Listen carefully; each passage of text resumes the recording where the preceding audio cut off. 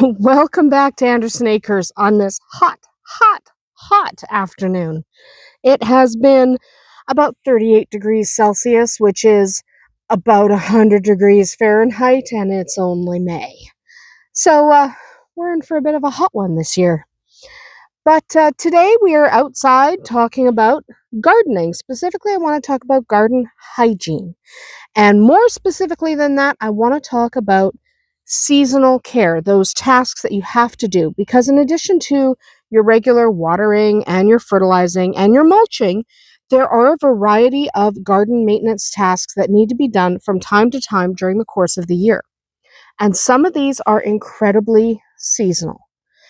So, spring and fall are the busiest garden times, with some tasks that specifically have to be done in the spring and in the fall. So, I hate spring. Just to be very, very clear, I hate spring. It is wet and it is mucky, and there is so much to do. But spring is necessary in order to have a thriving garden. I enjoy fall. Yes, there's a lot of work in gardening in the fall, prepping for the winter. And a bee just flew past. We love bees. But there's a lot of stuff that you have to do in the fall to prepare for winter, especially if you live in a cold northern climate like I do. But fall is not as wet. So let's talk about the two busiest garden times, and the spring and the fall, and the various tasks that are associated with them. So some of these tasks depend a little bit on what kind of climate you live in.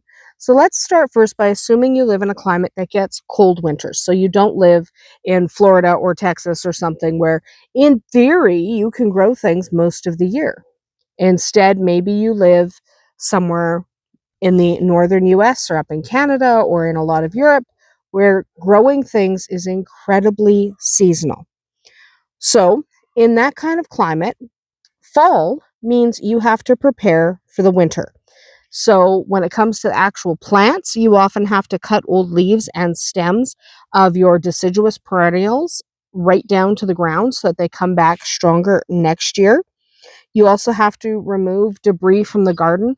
So, we all know that the course of the summer, things just kind of collect in the garden. Not that you mean for them to, but you end up with debris, old plant material from the tomato plants that died a month ago, or we're going to ignore the dogs, or things like you put a bunch of trowels stuck in your garden or whatever.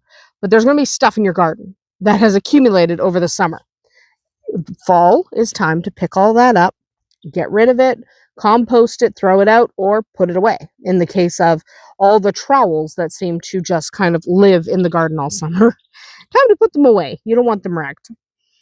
So if you have things like roses and you're trying to protect them from the cold weather, you are going to put a lot of mulch around their roots. This is the time to protect the roots of the bushes and stuff you want to come back next year. And you might put burlap or another kind of protective wrap or barrier over them to protect them. We have to do that here. If you have a really nice rose bush that you want to survive the winter, you need to wrap it in burlap. It's 40 below here for a lot of the winter. You might live in a climate where you don't have to necessarily wrap them, but still putting mulch around the roots is a good idea because the mulch around the roots just kind of gives them a little insulation. It's like putting a jacket on, right? You just put a little bit of mulch around the roots and you will hopefully kind of keep them doing what they need to be doing through the winter. That would be a good idea. It's a fly. It's bugging me.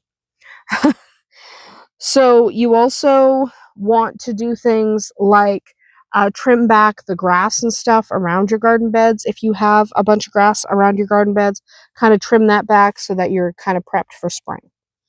When spring rolls around, you are going to now have to clean up winter's debris. Don't ask me why, but there is a whack ton of debris that collects through the winter. Even if you did an excellent fall cleanup, for some reason, there's always stuff to clean up in the spring. Now, some of it is, you know, blew in the fall, leaves and stuff that you want to remove from your garden beds before you plant. Some of it will be garbage that came from nowhere and you don't understand how it got there. Some of it will be somebody left an ice skate outside and somehow it ended up in the garden, and then it snowed and it got covered up, and now you found an ice skate in your garden. So there, it's weird in the spring. Things you thought were lost forever suddenly turn up in the snow. And I kind of get out here, especially in the garden. But it happens. So you're going to have that kind of cleanup. You'll also have to now remove, because now it's spring, right? You're going to get ready for planting and for your plants to revive. So you're going to want to remove protective barriers like your burlaps and stuff off of your bushes. You're also going to want to, if you mulched for the winter, but you don't want that mulch to stay for the summer, now's the time to remove it because it's spring. The cold, harsh winter is past. You can now remove the mulch. So it's a good time to do that from your emerging plants. It's also a good time to renew mulches that you want to stay. So an area that is always mulched, it's a good time to check that mulch out, see if you have to kind of top it up or replace it, because depending on the type of mulch, we talked about that last week, talked about mulches, depending on the type of mulch, you probably need to rejuvenate it. The type of mulch determines how often. So you may have to do it every year or every few months, depending on what you used. So check out your mulches, see if you need to replenish them. You also want to give your garden beds a general tidying up. So you just kind of take your rakes and your hose and kind of move that soil around, get it broken up a little bit before you actually do any planting. You want to inspect your shrubs and your perennials whose stems and foliage have overwintered. Anything that is dead or diseased or weak, you want to prune it, get rid of it, chuck it. You don't need plants that are dead. Obviously, they're not growing back. But you also don't want anything that's diseased or weak because you want to leave room for the stronger plants. So get rid of anything diseased or weak. In a warmer climate, you'll perform a lot of these same tasks. A lot of these same things will still apply if you live in Florida or if you live in Texas or if you live in California. You'll be doing a lot of these same things. But you're going to now have to work around plants that might be growing year round or at least have an extended growing season. So you might be having to prepare your delicate bushes to overwinter while your other plants are still growing. That can be tedious because you have to work around something that is still actively growing while you're protecting this one. So take your time. Definitely take your time.